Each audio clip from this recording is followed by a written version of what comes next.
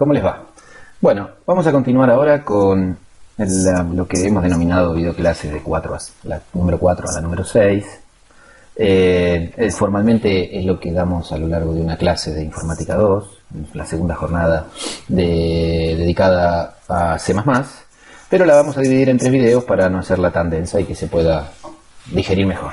La agenda para estas 3 videos es hablar del tema referencias, constructor de copias, temas muy importantes dentro de este paradigma, listas inicializadoras, puntero dis, miembros static, tipo de acceso friend, o condiciones de amistad entre clases, entre funciones. Bien, en este primer videito vamos a atacar hasta listas inicializadoras. Sabemos que una clase es como una matriz, como un plano, a partir del cual surgen objetos que se basan en esa matriz, pero que cada uno tiene una identidad. En el caso de las casas, cada casa estará en una dirección diferente, entonces esa es su identidad, pero tienen las mismas funcionalidades, por eso son casas así, como salidas del mismo plano, parecidas, iguales. Ok, pero son diferentes.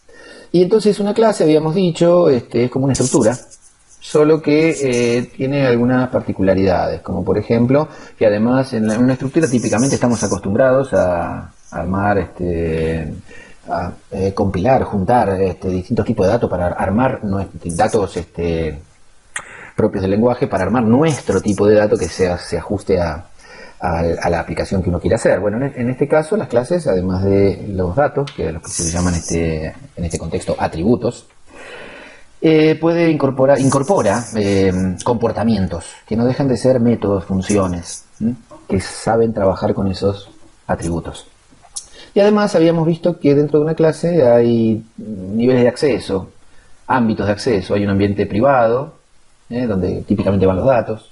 Hay un ambiente público. Acá tenemos el constructor y el destructor, que como ya saben tiene el mismo nombre que la clase, nada más que el destructor tiene el tilde adelante. Que puede haber más de un constructor para la misma clase, pero destructor hay uno solo. Aquí iría el resto de la interfase. La interfase le llama la interfase a los métodos públicos que se pueden acceder desde el exterior de los objetos para toquetear, modificar, acceder a los miembros que, como son sensibles, los tenemos bajo el ámbito privado y no queremos que desde afuera los toquen. Y finalmente está el ámbito protegido, que si pudiéramos adelantar algo en este momento sobre él, podríamos decir que es más parecido a privado que a público, pero no es exactamente privado. Quien está relacionado con el concepto de herencia lo dejamos para más al final de la profundidad con la que se pretende ver C++ en el ámbito de Informática 2. Bueno, dicho esta intro, vamos a ver este tema de este tipo de datos llamado referencia, y que les puedo asegurar que en general les cuesta mucho a los muchachos y las muchachas separarlo de la figura de los punteros. Es que ustedes están acostumbrados a trabajar desde Informática 1. Digamos que lo que inmediatamente les surge, le llaman referencia, pero es un puntero. En realidad no es un puntero, es un nuevo símbolo, una manera de asignar un nuevo símbolo a una variable. Y por ende podemos hacer un alias. Entonces, por ejemplo, fíjense, acá tenemos un entero i y lo inicializamos en 2. Y declaramos inmediatamente un int ampersand. Este ampersand puede estar pegado al nombre de la variable, puede estar pegado al tipo de dato, es lo mismo. Declaramos un int ampersand, que es decir, voy a declarar una referencia a enteros. Y lo llamo iref, es un nombre de fantasía, ¿no? Iref. Y estamos obligados, porque una referencia debe amanecer inicializada, si no, no es válida, a decir referencia a qué. Y le decimos referencia a i, que es lo que acabamos de crear acá. Entonces, a partir de esta línea, hay 2 maneras para referirse a determinada posición de memoria, que originalmente llamé i, y también la puedo llamar iref. Es como que es un nombre que refiere a la misma posición de memoria. Entonces se dice que es un alias de i, pero no es un puntero. No es que tengo un puntero que apunta a i, porque para eso están los punteros. Tengo un alias, y como ven aquí abajo, si declaro un alias, una referencia, y no le inicializo, no es válido, va a tener un error de compilación. Fíjense que aquí adelante decimos que C++ ofrece una nueva forma de pasar argumentos por referencia sin utilizar el operador asterisco. Lo que vamos a lograr con las referencias, entre otras cosas, es clarificar el código, que el código sea menos cargado de símbolos, va a ser más natural. Pero hay que romper este esquema de, es un puntero. Y si lo paso por referencia es un puntero, porque eso me lo machacaron y me lo machacaron en Informática 1, y en su momento había que hacer eso. Porque además era C, ahora estamos hablando de C++. Muy bien, entonces, punteros versus referencia, parece este título como para llamar la atención, ¿no? No se pretende, no compiten entre ellos. Pero como estamos acostumbrados a esta dificultad de los nuevos alumnos que se acercan a C++, tenemos que reforzar. Por un lado, a ver, este Using Namespace estándar, creo que aún no lo hemos visto. Ya lo vamos a ver si no lo hemos visto. Pero básicamente lo que estoy diciendo es, voy a usar el espacio de nombres estándar. Si uso el espacio de nombres estándar, puedo usar cout, puedo usar endl, que es el /n, es un manipulador, es un salto de línea. En fin, puedo usar aquellos nombres que son estándar. Si no pusiera esta sentencia aquí, me vería obligado a usar std doble 2 puntos adelante de cada nombre del espacio de nombres estándar, pero por eso, para simplificar usamos eso. Si no lo vimos en los videos anteriores, lo vamos a ver en los próximos, así que ya lo vamos a profundizar, no es lo central del lenguaje, ni mucho menos. Bueno, fíjense, acá tengo una función que la llamo permutar, que recibe 2 punteros enteros. Y acá tengo el main, donde como ustedes verán, tengo 2 enteros, i y j, los imprimo en pantalla, usando el objeto cout, y como le dije antes, esto es un manipulador, como el /n. También hay un manipulador para /t. Bueno, entonces yo lo que quiero hacer con esta bendita función permutar es, como veremos aquí, intercambiar los valores. Para eso, fíjense, permutar recibe un puntero entero que lo llamo a y b, y entonces declaro una variable temp, porque necesito un val de auxiliar en donde guardar el primer valor, guardo lo que tiene lo que apunta el puntero a, lo que apunta el puntero b lo guardo donde apunta el puntero a, y donde apunta el puntero b, guardo lo que ya había salvado en temp. O sea, bueno, intercambié los valores entre dos variables. Acá mandé sus direcciones, acá los recibí en los punteros. Y acá lo puedo mostrar. Bueno, este mismo problema realizado con referencias, miren cómo se simplifica. En primer lugar, verán que en lugar de mandar int pointer, mando int ampersand. Y como voy a mandar una referencia, o sea, en el momento que la estoy mandando se está creando una referencia. Y ya vimos recién que cuando se crea una referencia hay que atarla porque es constante. No puede cambiar a lo largo del programa la referencia. Eso lo vimos en la diapositiva anterior. Entonces, yo mando 2 referencias y simplemente mando i y j. O sea, i y j. Lo que estaba antes aquí. Nada más que acá mandaba la dirección de i y la dirección de j. Y acá mando la variable i y la variable j. A partir del momento que recibí i y j, aquí se crearon referencias. O sea, en la posición de memoria en la que está i y en la posición de memoria en la que está j, ahora hay referencias. O sea, esa posición de memoria donde está i, que es igual a 1, la puedo llamar i o la puedo llamar a, aquí adentro. Del mismo modo j con b. Bien, entonces fíjense que al recibir las referencias, miren que es mucho más limpio que con el uso de asterisco. Entonces, porque tengo un alias. Bueno, espero que haya quedado claro esta situación. Ahora se va a complicar un poquito más, ¿no? Porque obviamente las referencias no son para hacer ese ejemplo sencillo que vimos recién. Las referencias se usan mucho para para enviarlas como argumentos a las funciones y para devolver también una referencia. O sea, puedo usar un caso o el otro y son muy usados en C++. Tenemos que comprenderlo muy bien. Miren, esta función maxref de alguna manera, recibe 2 referencias, pregunta si A es mayor que B, retorna A, retorna la referencia a A, retorna una referencia. Y si no, retorna B. Si devuelvo una referencia, se convierte en lo que en inglés se llama left value, o sea, valor a la izquierda del igual, algo en donde puedo almacenar cosas. Entonces puedo hacer sintaxis como esta. Acá, ¿qué dice? Dice que llamo a maxref, le envío i y j y luego igual a 0. ¿Y qué creen que va a pasar? Está del lado izquierdo del igual. ¿Por qué es un left value? Porque ¿qué vale maxref? Vale lo que devuelve. Una referencia a un entero. Entonces, lo que estoy diciendo acá, básicamente, es que el entero más grande lo hago igual a 0.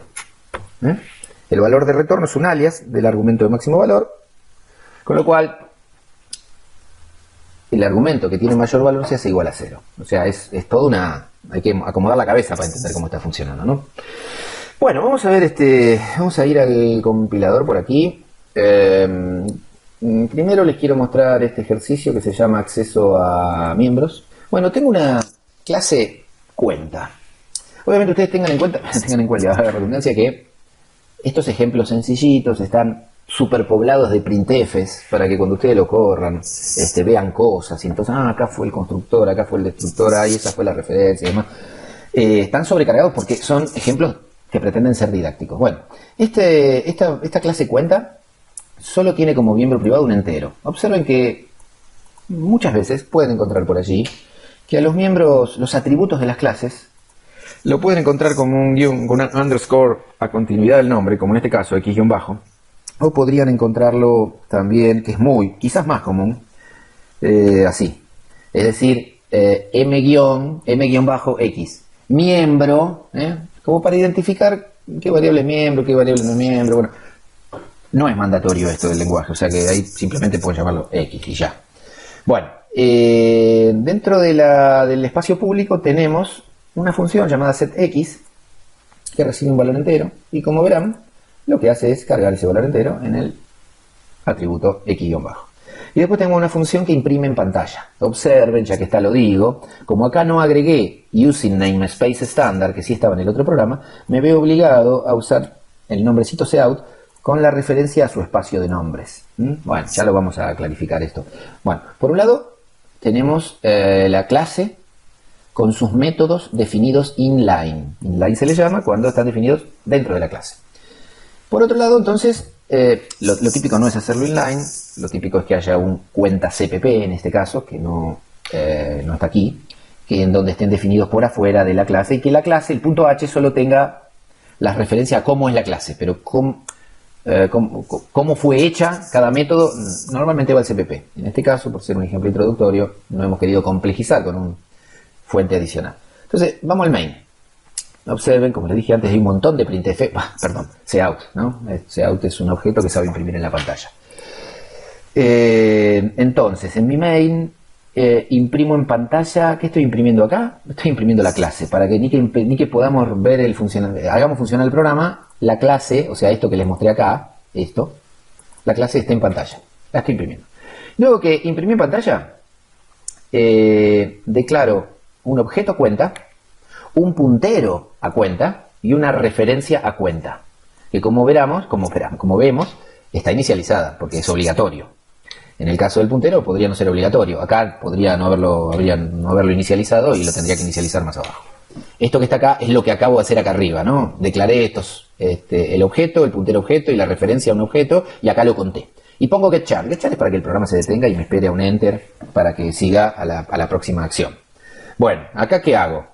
Y le digo, a ver, seteamos la variable miembro de counter a 1 y le imprimimos usando el nombre del objeto. Fíjense que acá dice x-igual, o sea que acá tengo que imprimir algo. ¿Cómo lo imprimo? Acá, para eso tengo el miembro setX. Para llegar al miembro setX accedo con el miembro con el operador punto, porque counter es un objeto del tipo cuenta que tiene miembros. Uno de los miembros es setX, accedo, y a setX le mando un 1. Vamos a volver a verlo. Estoy usando Estoy usando el miembro setX al que le mandé 1. Ok. Entonces, cuando haga esto, aquí a continuación de este igual aparecerá su valor, 1. ¿Por qué va a aparecer ahí? ¿Porque dice setX? No, porque dice counterprint, que es el que sabe imprimir. Bien. Y acá cuento lo que hice, que es lo que les acabo de decir, y otra vez vuelvo a esperar el enter. Ahí trabajamos con la variable counter. Ahora vamos a trabajar con la variable referencia. Segundo, dice. Vamos a setear el valor x-bajo a 2 del mismo objeto. Nada más que ahora lo voy a hacer desde la referencia.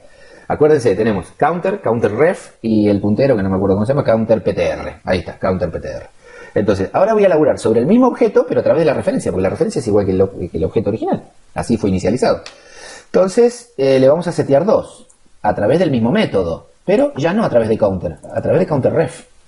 Y acá lo imprimimos a través de counterref y aquí al costadito aparecerá un 2.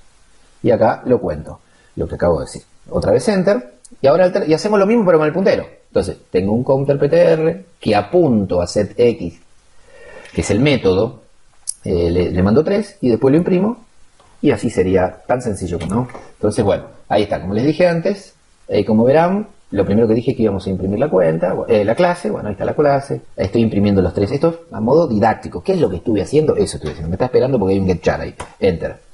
Primero entonces, seteamos con un 1 y lo imprimimos, y observen que acá está el 1. ¿Por qué? Y porque hice counter print, por eso está el 1. Y por supuesto porque antes hice setx, si no, no estaría seteado ese valor. Bueno, me está esperando para que le haga enter. Como veremos, me fui a la miércoles, acá estoy. Ahora hacemos uso de la referencia, entonces con counterref.setx ponemos un 2, que aquí se ve impreso, porque usamos counterprint. Y después lo hacemos lo mismo con el puntero. Hicimos esta operación y ahí ya me está diciendo, bueno, salió el 3, terminó. Bueno, eso por un lado. Por otro lado, ahora sí vamos a cambiar a este otro programa. Abrir main.cpp. Fíjense, acá uso el namespace estándar, así que no me veo obligado a usar std 2 puntos adelante. Tengo una función f que recibe una referencia entero. Entonces, entro al main, declaro una variable entera, la pongo un valor arbitrario, 47. Saco un cartelito, estoy en el main. El valor de x es tanto, 47. Y la dirección de x, ampersand x, la dirección de x es tal. Y ahí saldrá impresa. Acá está. Saldrá impreso porque, y esa dirección no la sé, porque la pone el operativo en un acuerdo con el compilador cuando corre. Aquí llamo a la función. Parece un pasaje por valor, pero estoy pasando una referencia. ¿Y por qué estoy pasando una referencia? Porque acá estoy mandando el x. Claro, bueno, pero la función f recibe una referencia. Y como ya sabemos, las referencias cuando se crean se tienen que atar a una variable a la cual referirá. Y únicamente eso pasa en el momento de la creación. ¿Y cuándo se crea? Cuando empieza a ejecutarse f, justamente. Antes de seguir, veamos qué hace f. Esperen, vamos a subir un poquitito. ¿Qué hace f? Pone un cartelito, estoy adentro de la función. Fíjense que acá la referencia se llama r, o sea, el mismo espacio de memoria que antes estaba referido como x, también ahora lo puedo llamar r aquí adentro, porque este es el ámbito de visibilidad de r. Entonces muestro, y r vale tanto. ¿Y cuánto va a valer r? 47. Pues si acabo de mandar una referencia, estoy haciendo referencia a la misma posición de memoria. Y si me fijo la dirección de r, ¿cuál será? Eso, vamos a ver qué resultado nos da y sacamos las conclusiones. Y acá cambio el valor. Y acá entonces lo imprimo. Y obviamente acá vamos a ver un 5. Pero acá volví al main. Y acá digo, che, ¿cuánto vale x? ¿Y cuánto creen que va a valer x ahí? ¿Va a valer 47? ¿O va a valer 5? 5. Bueno, vamos a correrlo y chusmeamos. Estamos ejecutándolo. Ahí está, lo agrandamos. Estoy en el main, x vale 47. Fíjense que la dirección termina en E1C. Estoy en la función f, r vale 47. ¿Por qué? Porque dentro de la función lo primero que hago, como se ve acá, es imprimir su valor. R vale 47, obviamente, sí, lo que acabo de mandar. Me fijo en su dirección, que era lo que nos estábamos preguntando. Es la misma dirección, porque es un alias. Está dentro de la función, pero está apuntando al mismo, la misma referencia. Le cambio el valor a 5. Volví al main. ¿Cuánto vale? 5. Bueno, este tonto ejercicio es muy esclarecedor al respecto. Espero que les sea útil. Bueno, volvemos a nuestro PPT. Ya habíamos visto que había constructores por defecto. O sea, si uno no le pone un constructor, el compilador va a crear uno que no hace nada. Bueno, más allá de que esto sea así, no me importa. El C++ es un compilador mucho más celoso que el compilador de C. Entonces es mucho más cuidadoso con aquello que le mandamos las funciones, que si es constante, que si no es constante, que si es una referencia, que si es un puntero. Va a tirar un montón de errores. Entonces hay que ser cuidadoso a la hora de escribir el código. Y entonces, además de constructores por defecto, constructores parametrizados, tenemos el constructor de copia. Porque nosotros vamos a querer, a partir de un objeto, tener otro igual. Porque muchas veces nos pasa eso, ¿no? Cuando voy a hacer el constructor de copia, ya sabemos que se llama como la clase. ¿Pero qué recibe? Recibe una referencia constante. Tiene un argumento solo, porque lo que voy a hacer es un constructor de copia. Voy a mandar un int ampersand, o voy a mandar alguna estructura que he creado para un tipo de dato ampersand, o incluso alguna clase. Ya veremos, esto ya se empezaría a complejizar, en este momento no tiene sentido. Pensemos en un entero. Mando una referencia. ¿Por qué tiene que ser una referencia? ¿Por qué tiene que ser constante? Pensemos primero, ¿por qué tiene que ser constante? El constructor no deja de ser una función, un método, que tiene por finalidad inicializar correctamente el objeto, que es una instancia de la clase. Si yo les digo que tengo que mandar una referencia y las referencias amanecen constantes, bueno, esa sería una explicación de por qué es constante. Pero otra explicación también es, voy a recibir una copia de un objeto que va a inicializar un nuevo objeto que yo voy a crear. Y yo quiero que sea como la foto que le saqué al objeto en el momento en que lo quiero inicializar. Entonces tiene que ser constante. ¿Y por qué tiene que ser una referencia? Vamos a usar un constructor de copia cuando querramos tener un objeto nuevo en nuestro programa. Y si yo no le mandara una referencia, lo mandara por valor, ¿qué ocurriría? Se ejecutaría el constructor de ese valor que estoy agregando. Y entonces se produciría una situación de recursividad infinita, porque el constructor, yo le mando un valor, se crea una variable en memoria en ese momento, porque le estoy mandando un valor, un nuevo espacio de memoria para alojar ese objeto temporal que está en un valor, pero como se crea, ejecutará el constructor. Como ejecuta el constructor, va a generar un nuevo valor en otra parte de la memoria. Y cuando genera un nuevo valor, va a querer ejecutar un constructor. Entonces, se produce una recursividad infinita. Pasar un objeto por valor implica llamar al constructor de copia, el cual generará un nuevo objeto de copia que ejecutaría el constructor y así seguiría hasta el infinito. Entonces, acá tengo, por ejemplo, esta es una clase punto, una clase punto en el espacio podríamos llamarla, variable x, variable y. Tenemos un constructor parametrizado, es decir, yo puedo mandar dos valores que me inicializan sus atributos, o puedo recibir una referencia a un punto que ya existe. Cuando digo un punto es a un objeto, punto, que ya existe. Y entonces, como es una referencia y es constante, no se duplica nada en memoria, no se genera ninguna ejecución de ningún constructor. Algo tiene que quedarles claro. Voy a usar un constructor de copia, es una referencia constante, siempre, no hay opción. Bueno, un constructor de copia siempre se genera por defecto. Pero, como siempre decimos, no tenemos que dejar que el compilador o el lenguaje implementado en el compilador adopte decisiones por defecto. Si yo tengo punteros, no puedo usar el constructor bit a bit. Porque el constructor bit a bit, cuando hago una copia exactamente igual del primer objeto, me va a generar un segundo objeto cuyo char pointer me va a apuntar a la misma dirección de memoria del primero. Y no son independientes así los objetos. Así que no vamos a dejar que haga el constructor por defecto.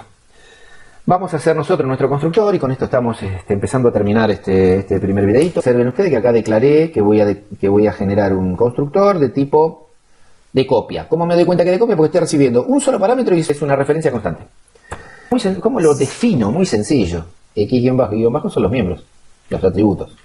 Entonces, como la referencia, acá le pongo un nombre. Acá no es necesario poner el nombre, pero acá sí. Bueno, p punto, o sea, x-bajo es igual, se lo asigno x-bajo. Este P está haciendo referencia al objeto original, del cual me quiero copiar. ¿Correcto? Listas inicializadoras. Este es un tema que vamos a volver a abordar, y de manera muy importante, en el último punto de C++, que es herencia. O sea, cuando terminemos C++. Para ese tema es fundamental. Acá lo presentamos porque la verdad que hay mucho código escrito dando vueltas por ahí que hace uso de listas inicializadoras sin siquiera estar vinculado al tema herencia. Pero es común verlo así. ¿Qué significa la lista inicializadora? Bueno, en lugar de recibir los parámetros y luego almacenarlos dentro de las llaves del constructor, lo puedo escribir de este otro modo. Fíjense que hago lo mismo, el punto que pertenece a la clase punto. Este doble dos puntos es un operador, se le llama sobrecargado, sirve para varias cosas, por eso se le llama sobrecargado. En este contexto identifica que este método se llama igual que su clase, con lo cual ya sabemos que significa que estoy hablando del constructor. El constructor recibe dos enteros y adentro de la llave del cuerpo los asigna. Bueno, en lugar de escribir esto entre llaves, puedo escribir simple dos puntos, como diciendo, bueno, acá te cuento lo que voy a hacer, y los asigno del modo que están viendo aquí, para luego abrir y cerrar la llave. O sea, es un modo del cual seguramente me mirarán y dirán, che, yo estoy acostumbrado a hacer esto, no te jodes y sigo. Y en realidad, para las próximas dos clases no habrá problema. Cuando lleguemos a herencia, no les va a quedar más remedio, y la experiencia me indica que las listas inicializadoras y aquello con lo que tienen que ver en el tema herencia es algo en donde mete la pata. En síntesis, No les digo que solo lo hagan de esta manera, pero no lo miren como no lo voy a usar, no me interesa, lo vamos a necesitar. Les dejo acá dos enunciados para que el que quiera pueda empezar a jugar. Hacer una clase punto, que un poco ya la estuvimos haciendo, pero con algunas cuestiones adicionales que se les está pidiendo acá. Métodos consultores. Los métodos consultores son aquellos que extraen información del objeto. ¿Qué valor tienen los atributos? Métodos modificadores, set. Y digo individuales porque acá tenemos dos atributos, X e Y. Bueno, método consultor de la X, consultor de la Y, modificador de la X, modificador de la Y. Un método modificador que setee los tres datos. Acá tengo X, Y y Z. Un método que muestre por consola el valor de un objeto punto, o sea que lo imprima. Va a haber, más adelante veremos cosas más piolas para imprimir, pero por ahora tenemos que crear un método. Print punto. Bueno, ese es un ejercicio que podrían ya empezar a hacer. Y otro es el ejercicio de hacer una clase hora o clase time, y que te permita, bueno, también tenga métodos consultores y modificadores, y que la hora la permita presentar en el formato de 24 horas o en el formato de 12 a mpm. O sea, fíjense que esta es una cuestión de representar los datos. Los datos son lo que sean, como hayamos definido la clase. Nosotros no tenemos que arreglar para luego representarlo como sea. Bueno, hasta aquí llegamos, espero que les haya gustado, seguiremos en el próximo video con el puntero dis. Gracias.